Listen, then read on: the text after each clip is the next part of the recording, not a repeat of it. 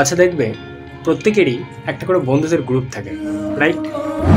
আর যেই গ্রুপটাতে আমরা 5টা মিনিট বসে থাকলে সেই মুহূর্তটাতে না থাকে কোনো টাকা পয়সার চিন্তা, না কোনো পারিবারিক চিন্তা, না পরীক্ষা নিয়ে চিন্তা, না কোনো চাকরি নিয়ে চিন্তা, না প্রিয় মানুষটাকে নিয়ে চিন্তা। আসলে আমাদের বেঁচে থাকার জন্য যেমন অক্সিজেনের প্রয়োজন হয়, তেমনি প্রয়োজন হয় কিছু ভালো বন্ধু।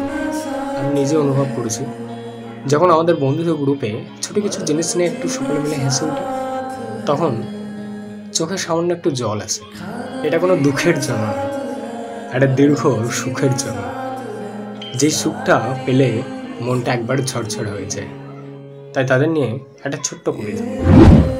বন্ধু মানে মাঝরাতে হঠাৎ করে ফোন, আর বন্ধু মানে কথার মাঝে হারিয়ে যাওয়া মন। বন্ধু মানে হাসি ঠাট্টা, জয় পরাজয়, আর বন্ধু মানে অশ্রু ফেলার নীরব আশ্রয়। তোমার দেরি কি? এখনই শেয়ার করো তোমার বন্ধুকে।